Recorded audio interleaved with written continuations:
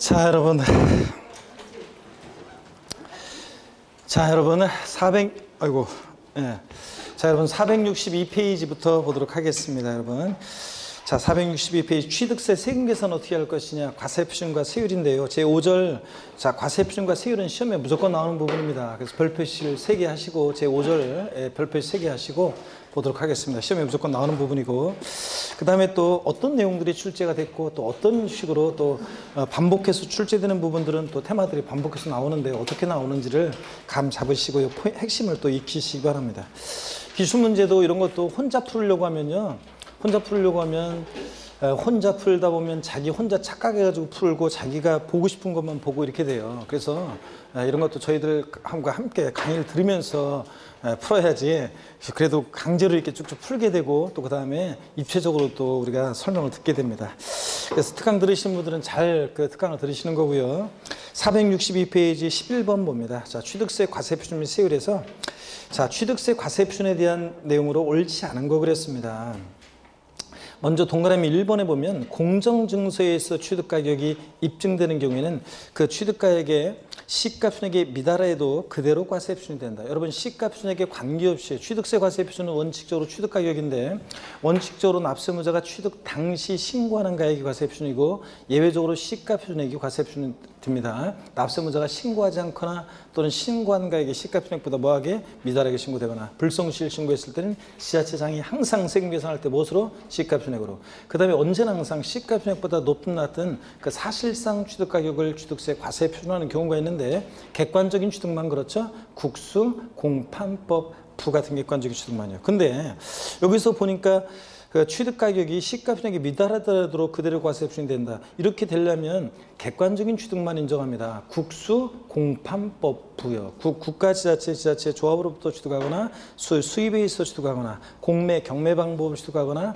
판결문에서 입증되거나 법인장부로 취득가액이 입증되거나 부동산 거래 신고에 관한 법에서 검증받은 취득의 경우만 그래요. 국수, 공판법, 부에 공정증서 이거 있어요, 없어요? 국수, 공판법, 공 이런 거 없잖아요. 그래서 이 공정증서는 취득가격을 객관적으로 증명할 수 있는 서류가 되지 않아요. 이게 공정증서라는 게 의미가 이제 좀 광의 의미가 있고 협의의 의미가 있는데 일단 일반적으로는 이게 공증사무실에서 공증인이 또는 뭐 법률사무소, 합동법률사무소 같은 공증인이 이거 작성한 서류예요. 그러면 돈만 내면 공증사무실 도장장 찍어주잖아요. 그러니까 취득가격을 객관적으로 증명할 수 있는 서류가 돼야 안 돼요? 안 돼요. 공정증서 이런 거는. 그래서 공정증서에 의해서 취득가격이 입증되는 경우엔 사실상 가격을 입증할 수 있는 서류가 되지 않기 때문에 시가표준액이 미달하여도 그대로 과세표준이 된다. 틀립니다. 시가표준액이 미달하면 무엇을 과세표준한다? 시가표준액을 과세표준합니다. 그래서 객관적 취득, 국수공판법 부만 인정하는 거지 공정증서는 사실상 취득가격을 증명할 서류가 되지 않습니다. 그래서 시가표준액이 미달할 때는 시가표준액이 과세표준이 된다. 1번 틀렸고요. 그 다음에 나머지는 보니까 2번 판결문 또 신뢰할 수 있는 객관적 자료와 증거에 의해 법인이 작성한 법인장부에 의해서 취득가격이 증명되는 경우 국수공판법 이거죠. 네, 그래서 사실상 취득가격이 입증되는 경우에는 사실상 취득가격을 과세표준으로 한다. 맞죠, 여러분들? 네. 3번 보니까 개인 취득자가 시가표준액 이상으로 취득가액을 신고한 경우에는 그 신고가액이 과세표준이 된다. 취득세 과세표준은 원칙적으로 취득 당시 신고하는 가액이잖아요. 원칙 이렇게 시가표준보다 높게 신고했어요, 개인 취득자가. 그러면 뭘 과세표준한다? 그 신고하는 가액. 그래서 맞고요. 4번 보시니까 개인의 경우에 지목 변경에 의해서 토지 가액이 증가한 경우에 자, 지목 변경의 경우 밭에서 대로 지목이 변경됐다. 뭘 과세표준합니까? 간지 취득, 의제 취득은 뭘 과세표준한다? 증가한 가액이요. 이거 오늘 다 배운 것들이에요. 증가한 가액을 과세표준으로 합니다. 맞죠? 5번 부동산 거래 신고에 관한 법률 규정에 의해서 신고서 제출해서 검증받은 취득의 경우에는 그 신고 가액을 자, 사실상 취득가격으로 보아 과세표준으로 한다. 그렇죠, 여러분들? 그 검증받은 경우에는 그 객관성이 있다고 봐서 국수공판법 부여, 부동산 거래 신고에 관한 법률에서 검증받은 취득은 그 신고가액을 사실상 취득가격으로 합니다. 그래서 이걸 과세표준으로 하죠? 맞습니다. 그래서 1번이 정답이고요. 12번 문제 별표시합니다. 자, 12번 문제 11회 12회 때 나왔던 것들, 자, 그것들을 좀 수정한 거고요. 또 최근에 개정 내용을 반영해서 개정 내용을 좀 집어넣었어요.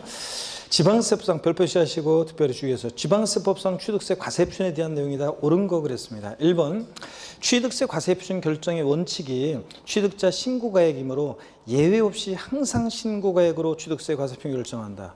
냄새가 딱 나죠? 예외 없이. 그러니까 자, 취득세 과세표준 원칙 취득자가 신고하는 가액인데 예외가 있었죠? 자, 납세문자가 무신고하거나 신고한 가액이 시가표준액이 미달하게 신고되거나 그럼 뭘 과세표준했어요? 시가표준액. 이 과세표준이 되는 경우도 있잖아요. 그러니까 그 또 특례도 있고요. 그러니까 1번 틀렸고 2번 봅니다. 토지 지목 변경 시 과세표준은 토지 지목이 사실상 변경된 때를 기준으로 해서 변경 후 시가표준액에서 변경 전에 시가표준액을 뺀 금액, 그래서 지목 변경으로 증가한 가액을 말한다. 맞습니까, 여러분?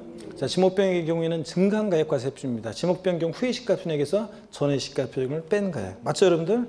2번이 정답입니다. 3번 보시면 개정 내용을 반영한 건데요. 부동산을 취득할 수 있는 권리를 타인으로부터 특수관계자 아니고요. 이전받은 자가 부동산을 취득하는 경우로서 해당 부동산 취득을 위해서 지출한 금액의 합이 분양가격보다 낮은 경우에는 분양가격을 과세표준화한다. 이렇게 바꿀 거라고 오늘 수업 시간에 제가 얘기를 했었죠. 그래서 우리가 부동산을 취득할 수 있는 권리 그러면 우리가 분양권을 생각하라고 했습니다. 처음에 최초 분양자는 분양가격을 취득세 과세표준으로 하는데 분양권을 취득한 자는 자 분양가격이나 공가격보다 만약에 프리미엄이 붙어 있으면 그 프리미엄이 붙은 가격으로 근데 만약에 분양가격이나 공가격보다 마이너스 프리미엄이 붙었다. 그 낮은 경우에는 뭐로? 실제 지출한 금액으로 취득세 과세표준을 합니다. 그래서 바꾼다 그러면 이렇게 바꾼다 그랬죠? 실제 지출한 금액의 합이 분양가격보다 낮은 경우에 공가격보다 낮은 경우에도 분양가격을 과세표준한다. 또는 공급가격을 과세표준한다. X입니다, 여러분들. 뭐로 한다고요? 실제 지출한 금액을 자 과세표준을 합니다. 3번 틀렸고요. 이것도 나올 건데 아직 안 나왔으니까 꼭 개정 내용 알아두시고 4번 법인과의 거래 시 사실상 취득가액과 관계없이 시가표준액으로 한다. 국수 공판법 부잖아요. 법인이 계약의 일방 당사자다 그러면 그 법인의 법인장부로 법인장부로 취득가액이 입증된다고 봐서 그 법인장부로 증명되는 가액, 즉 사실상 취득가액을 과세표준하는 경우죠. 계약의 일방 당사자 법인이니까 그래서 객관적인 취득이니까 취득가액에 관계없이 시가표준액을 한다. 틀렸습니다. 뭐로 합니까? 사실상 취득가격을 과세표준합니다. 사실상 취득가격을요.